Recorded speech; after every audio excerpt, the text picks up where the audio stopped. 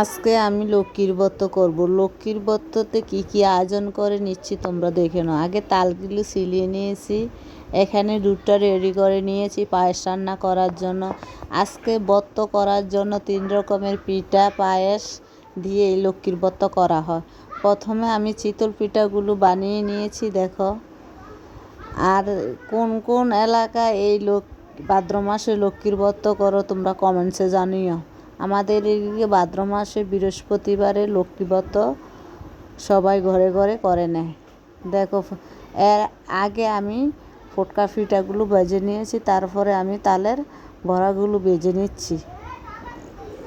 দেখো, ভেজে নিয়ে তারপরে আমি এদিকে চলে আসবো পূজার ঘরে সব কিছু রেডি করেন। দেখো, গটের নিচে ধানগুলো আমি দিয়ে দিলাম, তারপরে গড়টাকে রেডি করে নিলাম। দেখো, সব কিছু গটের উপরে দিয়ে দিলাম। দেখো, এই ফুলটা কত সুন্দর গড়টা জুড়ে আছে।